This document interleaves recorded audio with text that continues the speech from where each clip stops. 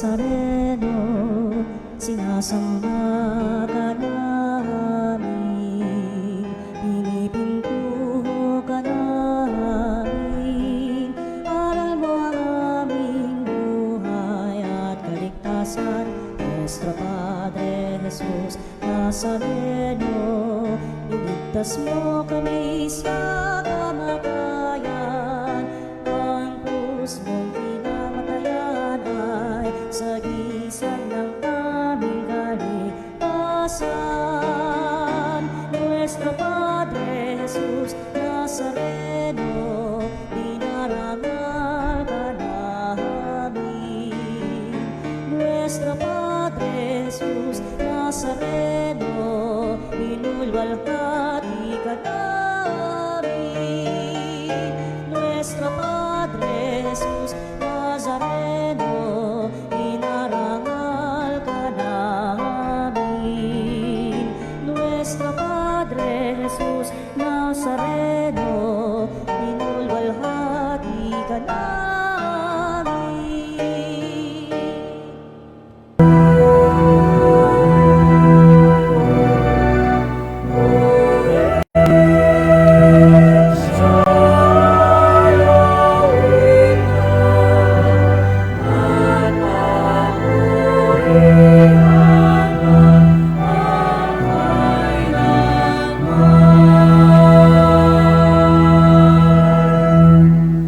Sa ngalan ng Ama at ng Anak at ng Espiritu Santo. Amen. Sumainyo ang Panginoon. At sumayo rin. Mga minamahal kong kapatid, tayo nasa 3 linggo sa karaniwang panahon.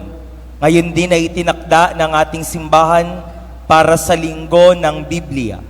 At upang tayo mas maging marapat gumanap sa ating pagdiriwang, aminin muna natin ang ating mga kasalanan. Tayo pong lahat inaamin ko sa makapangyarihang Diyos at sa inyo mga kapatid na lubha kong nagkasala sa isip, sa salita, sa gawa at sa aking pagkukulang. Kaya isinasamo ko sa mahal na Birheng Maria, sa lahat ng mga anghel at mga banal, at sa inyo mga kapatid na ako'y ipanalangin sa Panginoong ating Diyos. Kaawaan tayo ng makapangyarihang Diyos, patawarin sa lahat ng ating mga kasalanan, patnubayan sa buhay na walang hanggan. Amen.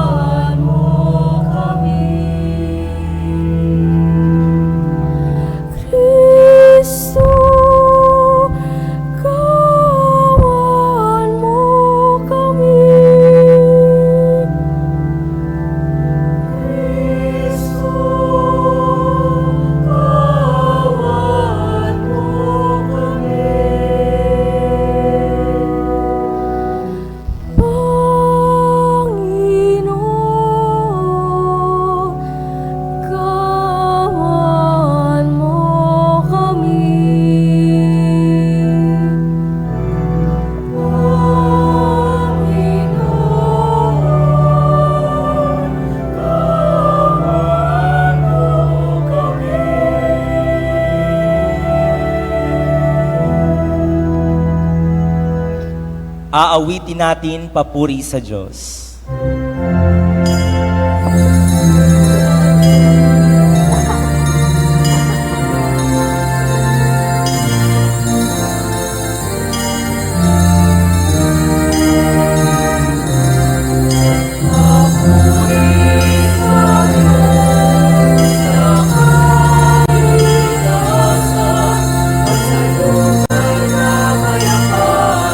Sa mga taong pinalulutan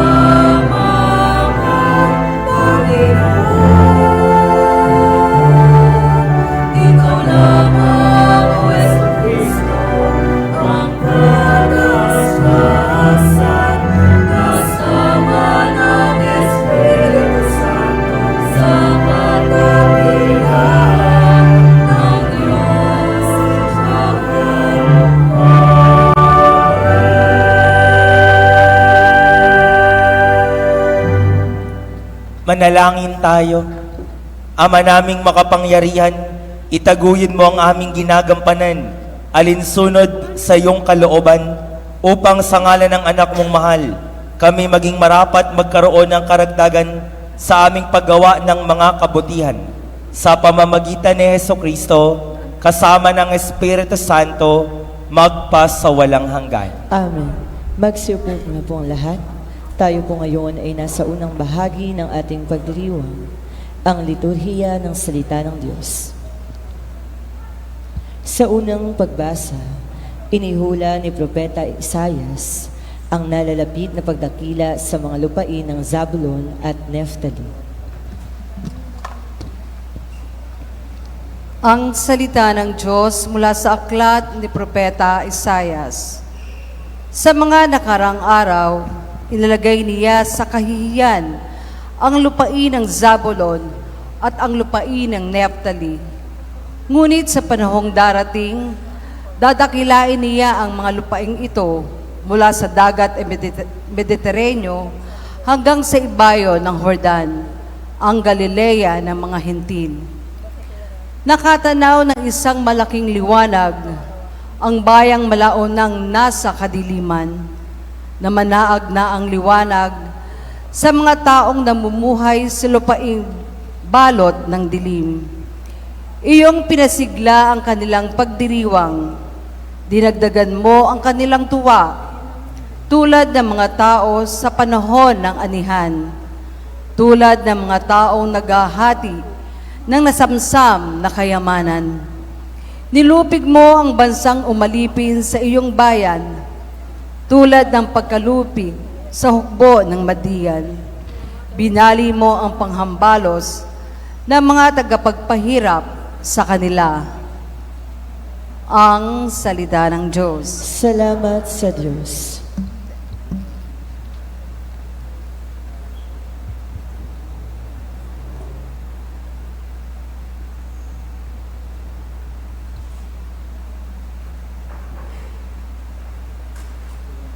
Salmong tugunan. Panginooy aking tanglaw, siya'y aking kaligtasan. Tayo pong lahat. Panginooy aking tanglaw, siya'y aking kaligtasan. Tanglaw ko'y ang poon, aking kaligtasan. Kaya'y walang takot ako kanino man. Sa mga panganib kanyang iingatan. Kaya naman ako'y walang agam-agam. Panginooy aking tanglaw, siya'y aking kaligtasan. Isang bagay lamang ang aking mithiin, isang bagay itong sa poon hinihiling. Ang ako'y lumagis sa banal na templo, upang kagandahan niya'y mamasdan ko, at yaong patnubay niya'y ay matamo. Panginooy aking tanglaw, siya'y aking kaligtasan. Ako'y nananalig, ako'y mabubuhay, at sasaksihan ko ang iyong kabutihan, na igagawad mo sa mga hinirang. Sa Panginoong Diyos tayo'y magtiwala. Tayo ay umasa sa Kanyang kalinga. Panginooy aking tanglaw, siya'y aking kaligtasan.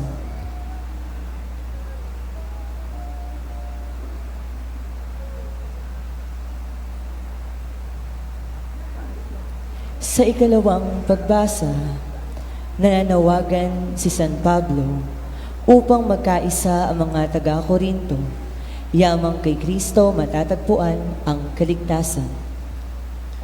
Ang salita ng Diyos mula sa unang sulat ni Apostol San Pablo sa mga taga-Korinto. Mga kapatid, ako'y nananawagan sa inyo sa ngalan ng ating Panginoong Hesukristo.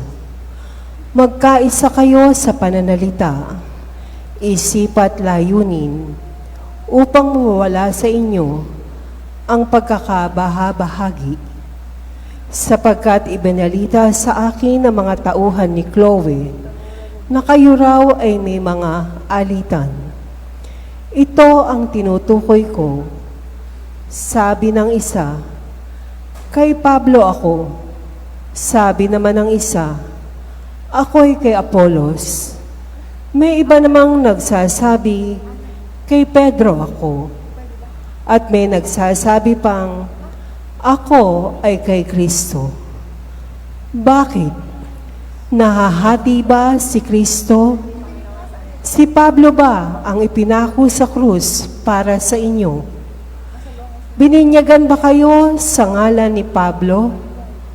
Sinugo ako ni Kristo, hindi upang magbinyag, kundi upang mangaral ng mabuting balita. Ipinangaral ko nga ito, ngunit hindi sa pamamagitan ng pananalitang batay sa karunungan ng sanlibutan, upang sa gayoy hindi mawalan ng kabuluhan ang kamatayan ni Kristo sa krus. Ang salita ng Diyos. Salamat sa Diyos. Isinasalaysay ng mabuting balita ang pagsisimula ni Jesus ng pangangaral sa Capernaum, bayang nasa hangganan ng Zabulon at Neftali, bilang katuparan ng hula ng propeta. Tayo po ay magbigay galang sa mabuting balita ng Panginoon.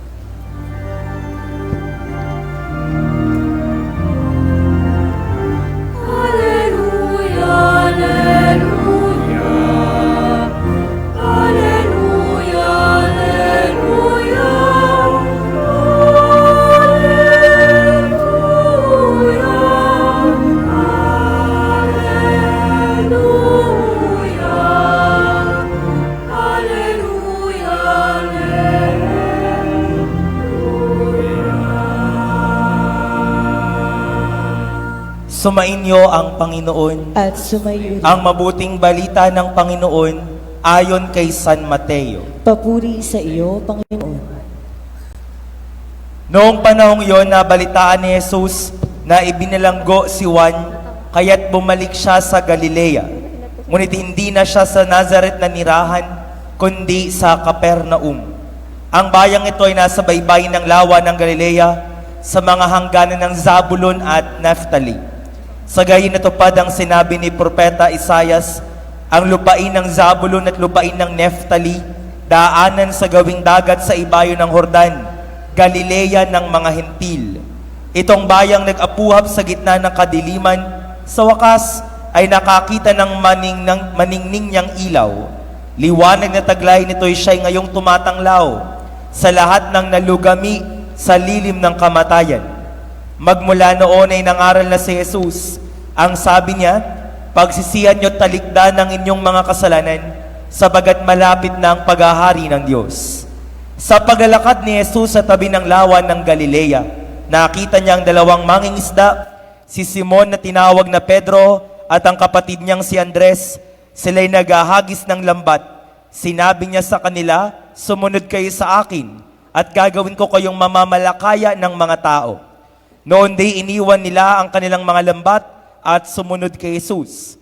Nagpatuloy siya sa paglalakad at nakita rin niya ang magkapatid na Santiago at Juan, mga anak ni Zebedeo. Sila'y nasa bangka kasama ng kanilang ama at nanghahayuman ng lambat. Tinawag din sila ni Jesus, agad nilang iniwan ang bangka at ang kanilang ama at sumunod kay Jesus. Nilibot ni Jesus ang buong Galilea, nagtuturo sa mga sinagoga at ipinangaral ang mabuting balita tungkol sa paghahari ng Diyos. Pinagaling din niya ang mga tao sa kanilang mga karamdaman at sakit. Mga minamahal ko, ang mabuting balita ng ating Panginoon. Pinupuri ka namin, Panginoong Hesukristo. Magsiupo po ang lahat. Merong kanta si Nina. Ang title ay Love Moves in Mysterious Ways. We say God is love. And so it is logical to say God moves in unexpected, mysterious, and surprising ways. This is the overarching theme of our set of readings, third Sunday in Ordinary Time.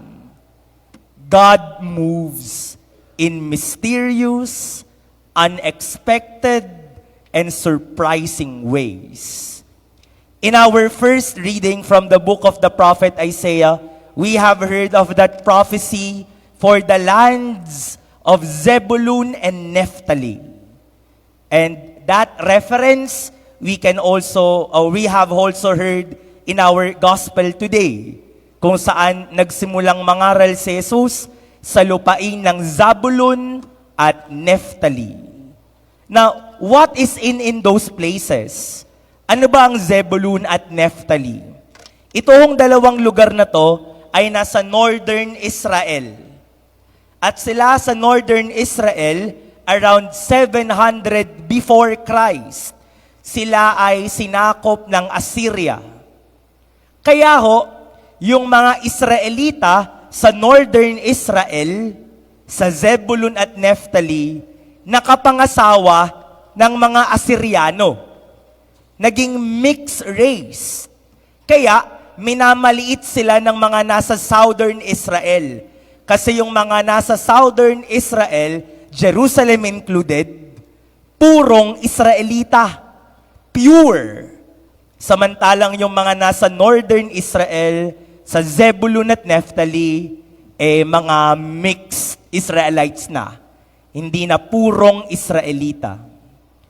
And you know, my dear brothers and sisters, as we have heard in our gospel today, look at the prophecy. At ikaw, lupain ng Zabulon at lupain ng Naphtali, bayang nag-apuhap sa gitna ng kadiliman. Kasi nga, mixed race. Naging sakop sila ng Assyria. Sa wakas, nakakita na ng maningning niyang ilaw. Bakit Sapagkat si Jesus, sa pasimula ng kanyang ministry, saan siya nagsimulang magministeryo? Sa Galilee, sa Capernaum, sa may bandang Zebulun at Naphtali. You know, people expected that the Messiah will do ministry in Jerusalem. Expectation nila yan. Sa Jerusalem, doon gagaling, doon magmiministeryo ang tagapagligtas. But God moves in mysterious ways. You are expecting me in Jerusalem, I will do ministry in Zebulun and in Naphtali. Because I move in mysterious, unexpected, and surprising ways. In our gospel today, we have heard the calling of the first 4 disciples, Simon and Andrew, James and John, all fishermen. Now, if I were Jesus, and if I will form a team that will propagate good news, that will preach the gospel, ang pipiliin ko, mga propesor, yung may licentiate, yung may doctorate, para pag nangaral, papaniwalaan agad, degree holder may diploma. Ang pipiliin ko, yung may pera, para kapag pinadala ko sa ibang mga lugar, may provisions na sila. Hindi na manghihingi. But, kung ako yun, hindi naman ako. Ang pinili ni Jesus, mangingisda. Baka nga hindi nakatungtong sa eskwela yun. Paano mangangaral? Paano magsasalita? But the calling of the first 4 disciples brings us that message once again. My ways different from your ways. My standards different from your standards. Why? Because God moves in mysterious, surprising, and unexpected ways. In our second reading today, from the first letter of St. Paul to the Corinthians, dito nag-aaway-away ang mga tao. Nag-aaway-away sila kasi, sabi ng iba, kami kay Apollo, kami kay Pablo, kami kay Pedro. Parang siguro kung mga pari sila nung araw, minsan yung mga tao may sinusundang mga pari. Kapag hindi yun yung paring magmimisa, ay ayaw ko na dyan. Kapag iba yung lumabas na pari, ay naku, bakit yan? Ayaw namin dyan. Ganun yung mga tao nun. Kami kay Pedro, kami kay Pablo, kami kay Apolos. Sabi tuloy ni Pablo, bakit? Nahahati ba si Kristo? At kung ngayong araw, hindi lang tumapat ng linggo, pinagdiriwang din natin ang conversion of Saint Paul. Si Pablo, mula sa tagapag-usig, naging tagapaghasik ng mabuting balita ng ating Panginoon. Imagine that, from being a torturer of Christians, from being a persecutor of Christians, tapos lalakbay siya papuntang Damascus, tapos may maliwanag na ilaw, nasilaw si Pablo, natumba sa sinasakyang kabayo, tapos ay nagbagong buhay. Ang kakaiba. God moves in mysterious, surprising, and unexpected ways. My dear brothers and sisters, that should give us consolation and hope today. Alam nyo, ang tao may mga ine-expect mula sa Diyos.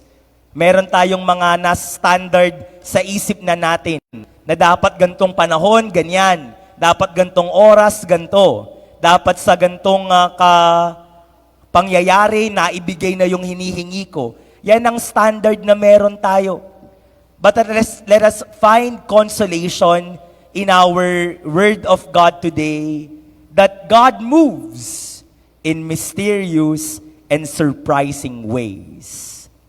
Today also, my dear brothers and sisters, we celebrate as Pope Francis mark every third Sunday in ordinary time. This is Bible Sunday. Kaya nga ho, kung may dala kayong Bible, pero duda ko kung meron. Sa may dalang Bible, pwedeng blessan yan mamaya. Dahil Bible Sunday. You know, the Word of God, we confine it, saan lang tayo makakarinig ng salita ng Diyos? Sabi ng iba, ang salita ng Diyos, pang simbahan lang yan. Pang templo lang. Ang salita ng Diyos, ang nangangaral niyan, pang pari lang. Pang lay preacher lang. At dyan limited ang salita ng Diyos. Pero tulad ng sinasabi ko kanina pa, God moves in mysterious and unexpected ways. He can speak to you in many and various ways. Ang salita ng Diyos, hindi lang sa simbahan. Ang salita ng Diyos, hindi lang pangpari.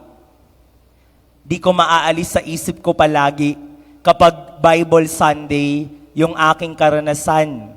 Siguro, pang 5 taon ko bilang pari at nakadestino ako sa seminaryo at ako sa pera, sa finance. Dumating yung punto na nade-delay yung bayad ng mga seminarista sapagkat hindi naman lahat ay may kakayanan. Siyempre, staggered payment lang din naman, no? Yung iba, talagang mag-iintay pa ng, di ba may mga magulang na gano'n, no? Sa katapusan talaga ise-settle. Ganun ho. Ngayon, paswelduhan na. Sasabay pa ng kuryente. Natatandaan ko, magde-December yon. May mga bonus pa. Paano kaya ako susweldo yung mga tauhan? Paano susweldo yung mga teacher? Talagang pinoproblema ko sapagkat saan ako kukuha ng pondo at ng pera. Nakakahiya naman lumapit sa diocese.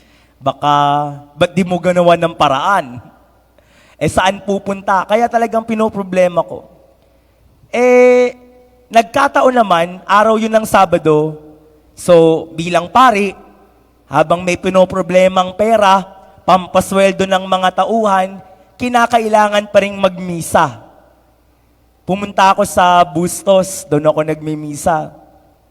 Tapos doon, pagparada ko, medyo naaga ako. Pagdating sa parking, may kumakatok na dalagita sa bintana. nagtitinda ng sampagita. Eh siguro hindi naman niya ako kilala. Katok siya ng katok. Kanya, bilan mo na ako, bilan mo na ako. Sabi ko, binaba ko naman yung salamin. Sabi ko, tapos saka ko tinaas yung salamin ulit.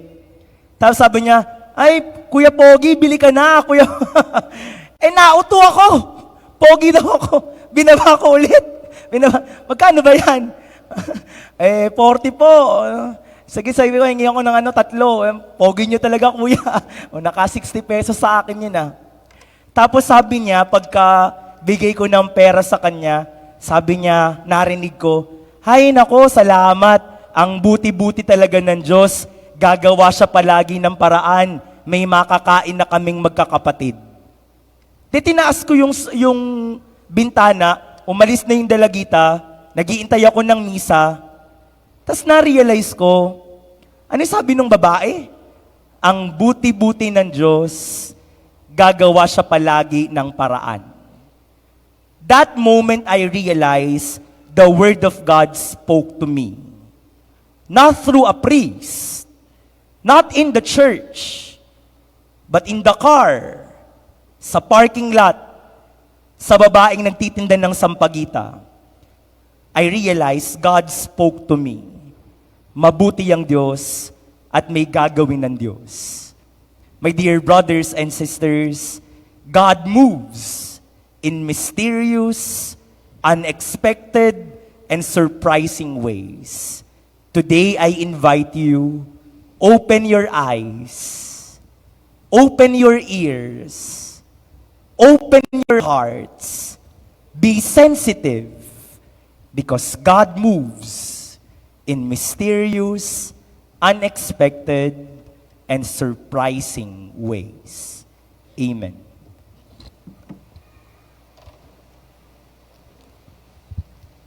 Magsitayo po ang lahat. Ipapahayag natin ang ating pananampalataya.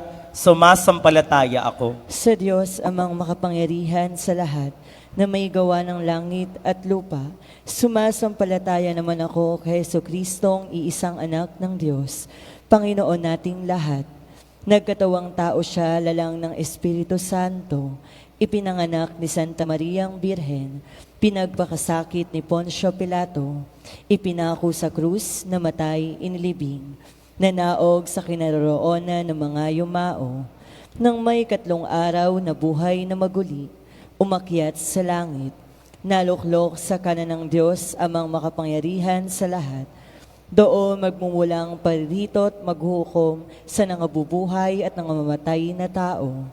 Sumasampalataya naman ako sa Diyos Espiritu Santo, sa banal na simbahang katolika, sa kasamahan ng mga banal, sa kapatawaran ng mga kasalanan, sa pagkabuhay na maguli ng nangamatay na tao, at sa buhay na walang hanggan. Amen. Sa bawat panalangin ating itugon, Panginoon, tanglawan kami ng iyong salita. Panginoon, tanglawan kami ng iyong salita. Para sa mga namumuno sa simbahan na tinawag ni Kristo upang malmalakaya ng tao, nawa tumugon sila tulad ng mga unang alagad na handang iwan ang lahat. Dumalangin tayo sa Panginoon. Panginoon, tanglawan kami ng iyong salita. Para sa mga nabubuhay sa yaman ng dagat, nawa kanila itong mahalin at pangalagaan, at lagi silang makabalik ng ligtas sa pampang. Dumalangin tayo sa Panginoon. Panginoon, tanglawan kami ng iyong salita.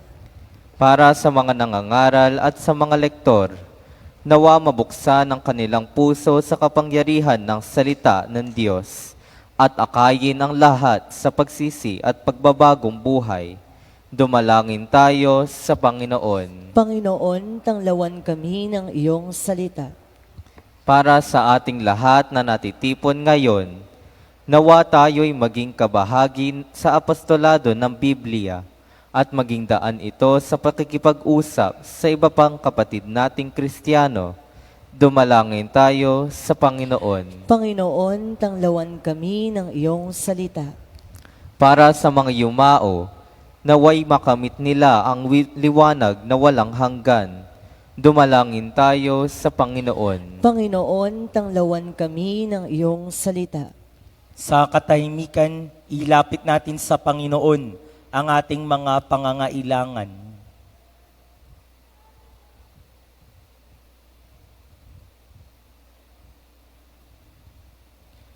Amang mapagmahal, aming ipinahahayag ang iyong karunungan at kapangyarihan sa hiwagan ng krus ni Kristo. Dinggin ang aming mga pagsamo at iyong itulot na ang katotohanan ng mabuting balita ang pumawi sa dilim na dulot ng kasalanan. Hinihiling namin ito sa pamamagitan ni Kristo ng aming Panginoon ngayon at magpasawalang hanggan. Amen. Magsiupo na po ang lahat. Tayo po ngayon ay nasa kalawang bahagi ng ating pagdiriwang, ang liturhiya ng Eukaristiya.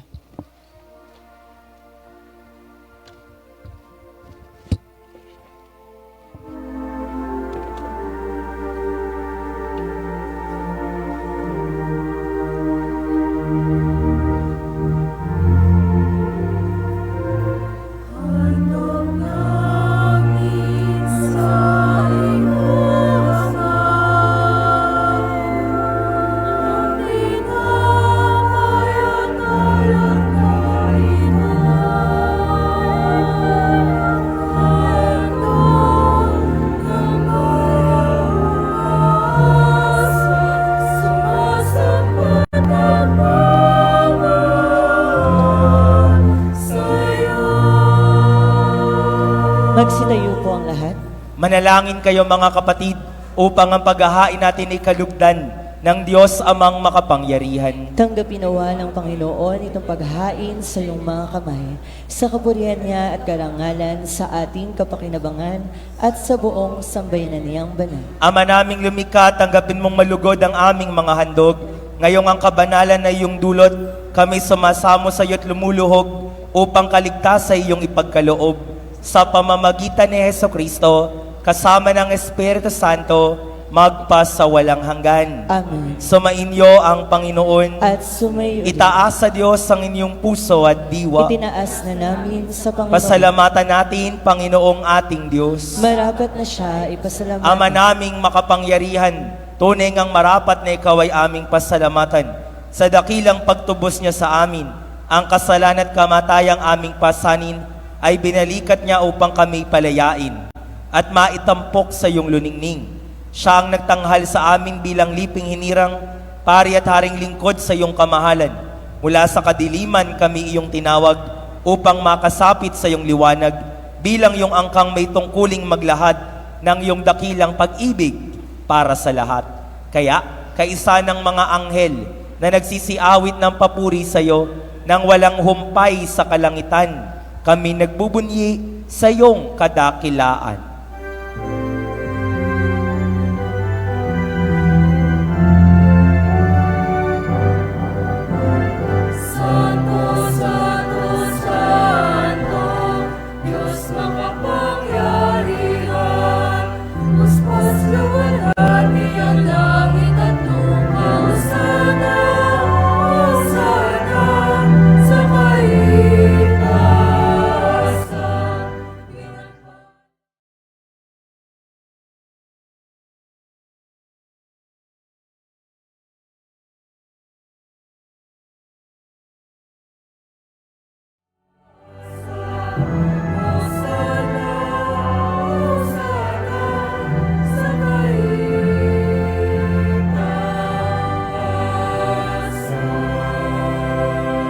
Magsiluhod po ang lahat. Ama naming banal, ikaw ang bukal ng tanang kabanalan, kaya't sa pamamagitan ng iyong Espiritu, gawin mong banal ang mga kaloob na ito upang para sa aming maging katawan at dugo ng aming Panginoong Hesukristo. Bago niya pinagtiis ang kusang loob na maging handog, hinawakan niya ang tinapay, pinasalamatan kanya, pinagati-hati niya yon. Iniabot sa kanyang mga alagad at sinabi, tanggapin ninyong lahat ito at kanin, ito ang aking katawan na ihahandog para sa inyo.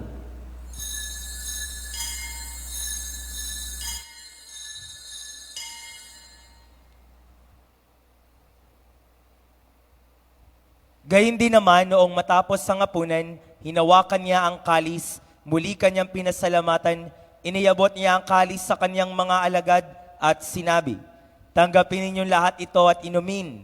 Ito ang kalis ng aking dugo, ng bago at walang hanggang tipan, ang aking dugo na ibubuhos para sa inyo at para sa lahat sa kapagpapatawad ng mga kasalanan. Gawin ninyo ito sa pag-alaala sa akin."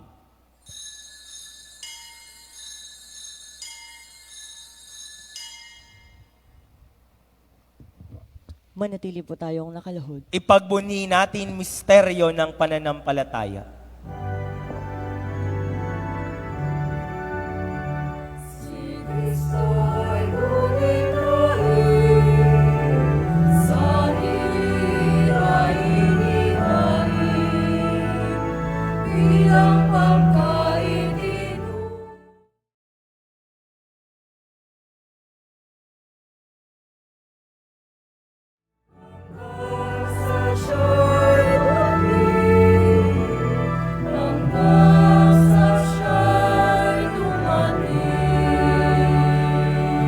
Ama, ginagawa namin ngayon ng pag-alaala sa pagkamatay at muling pagkabuhay ng iyong anak, kaya't iniaalay namin sa iyo ang tinapay na nagbibigay buhay at ang kalis na nagkakaloob ng kaligtasan. Kami nagpapasalamat dahil kami iyong minarapat na tumayo sa harap mo para maglingkod sa iyo. Isinasamo namin kaming magsasalo-salo sa katawan at dugo ni Kristo ay mabuklod sa pagkakaisa sa pamamagitan ng Espiritu Santo. Amalingapin mo ang iyong simbahang laganap sa buong daigdig. Puspusin mo kami sa pag-ibig. Kaisa ni Leon na aming Papa, Dennis na aming Obispo, at ng Tanang Kaparian. Alalahanin mo rin ang mga kapatid naming nahimlay nang may pag-asang sila'y muling mabubuhay, gayon din ang lahat ng mga pumanaw. Kaawaan mo sila at patuloyin sa iyong kaliwanagan. Kaawaan mo't pagindapating kaming lahat na makasalo sa iyong buhay na walang wakas, kaisa ng mahal na Birheng Maria, Ina ng Diyos, ni San Jose, kanyang kabiyak ng puso, ni San Pablo at lahat ng mga apostol, ni San Francisco de Sales at ng lahat ng mga banal na namuhay sa daigdig ng kalugod-lugod sa iyo, maipagdiwang nawa namin ang pagpupuri sa ikararangal mo sa pamamagitan ng iyong anak na aming Panginoong Hesukristo. Sa pamamagitan ni Kristo, kasama niya at sa Kanya, ang lahat ng parangal at papuri ay sa iyo, Diyos amang makapangyarihan, kasama ng Espiritu Santo, magpa sa walang hanggan.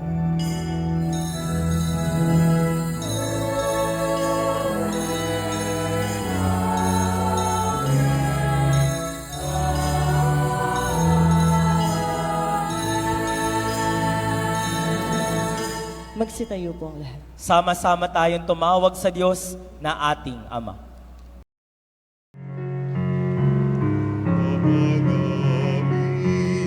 Sumasalangit ka, sambahin ang ngalan mo, mapasa amin ang kaharian mo, sundin ang loob mo, dito sa lupa, para lang sa langit.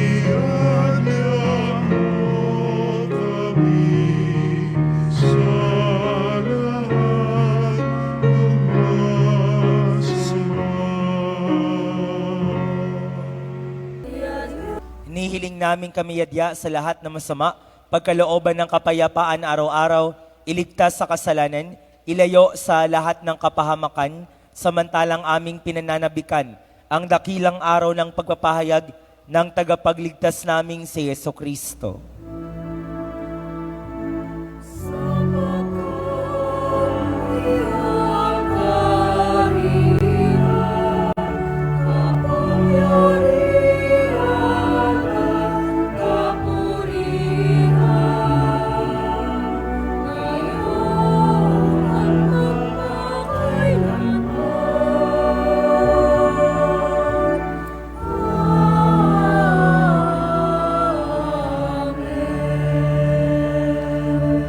Panginoong Jesucristo, sinabi mo sa iyong mga apostol, kapayapaan ang iniiwan ko sa inyo, ang aking kapayapaan ang binibigay ko sa inyo. Tunghayan mo ang aming pananampalataya at wag ang aming mga pagkakasala.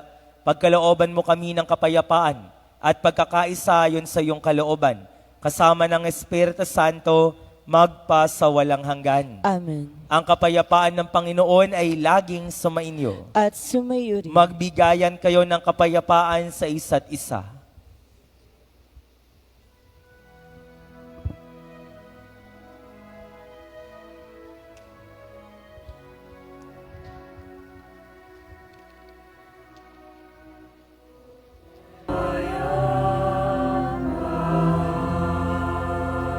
Magsiluhod po ang lahat. Narito si Kristo ang daan, katotohanan at ang buhay, mapalad ang mga inaanyayahan sa kaniyang banal na piging. Panginoon, hindi ako karapat-dapat na magpatuloy sa iyo, ngunit sa isang salita mo lamang ay gagaling na ako.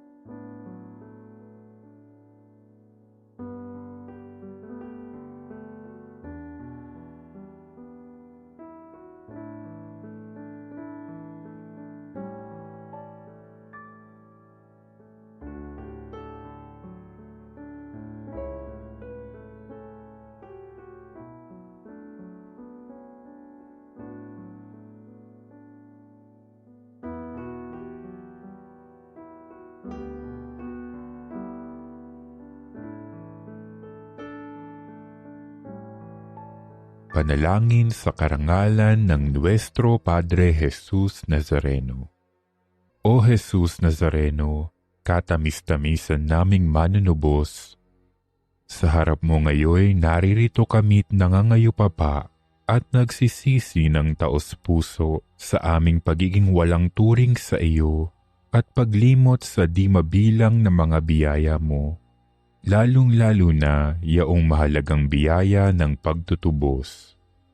Dinaramdam namin at pinagsisisihang labis, Panginoon ko, ang pagkakasala namin sa iyo. Ikinalulungkot namin ang pagiging dahilan ng pagpapasan mo ng krus na iyan sa gitna ng mga hirap at kapaitan, hanggang sa inihandog mo ang iyong buhay sa bundok ng Kalbaryo, sa pagkaibig mo lamang na matubos kami at ang sangkatauhan mula sa sala. Pakabanalin mo, O Panginoon, ang aming pagnanais at ipagtanggap mo sa amin ang iyong biyaya.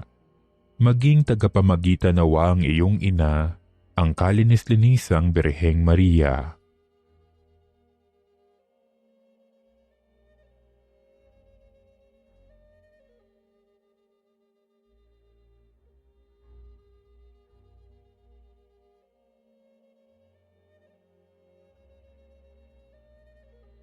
Ama naming makapangyarihan, niloob mong akuin ang iyong anak, ang krus at kamatayan, upang ang sangkatauhan ay matubos at mabuhay. ang pag-ako namin sa krus at kamatayan dito sa lupa, ayon sa diwa ng pagsunod sa iyong loob, na ginanap ng iyong anak, ay magpagindapat nawa naming kamtin ang lubos na katubusan at pagkabuhay sa iyong piling, sa pamamagitan ni Hesukristo, kasama ng Espiritu Santo, magpasawalang hanggan. Amen. Nuestro Padre Jesus Nazareno, Panginoon namin at Diyos, kaawaan mo kami. Manalangin tayo. Ama naming mapagmahali, pagkaloob mong aming mapakinabangan sa iyong kagandahang loob na bumubuhay. Lagi nawa naming maikarangal ang iyong pagpapalang sa aming binigay sa pamamagitan ni Jesucristo, kasama ng Espiritu Santo, magpasawalang hanggan. Amen. Meron ho ba dito na may dala ng Biblia? Nasa cellphone po, Father. May Bible application po kami. Hindi yan, yung Biblia talaga. Wala ho. Doon po sa ating, ang misa natin, pag Sabado ng alas 6, ay naka-live stream. Kaya ho sa mga nagsisimba via online, ay beblesan ho natin ang inyong mga Biblia. Amang makapangyarihan, tinawag mo kami mula sa kadiliman patungo sa iyong kahangahangang liwanag. Sa iyo ang aming pagpupuri at pasasalamat. Binusog mo ang kagutuman ng aming puso ng tamis ng iyong salita. Basbasan mo ang mga Biblia na naglalaman ng salitang nagbibigay buhay. Loobin mong lagi kaming magnilay at makapakinig sa tinig ng iyong anak, at sa paggabay ng banal na Espiritu, manatili nawa kaming nakikinig at tumatalima sa iyong salita. Hinihiling namin ito sa pamamagitan ni Kristo ng aming Panginoon ngayon at magpasawalang hanggan. Amen. Aawit tayo ng pasasalamat.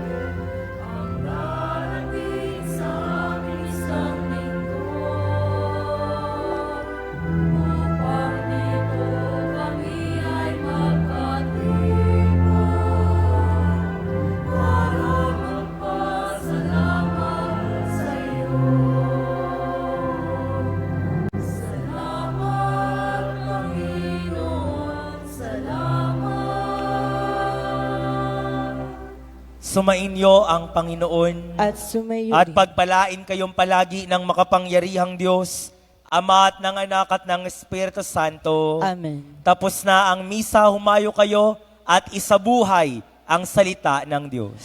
Salamat sa Diyos. Papurihan natin ang Panginoon.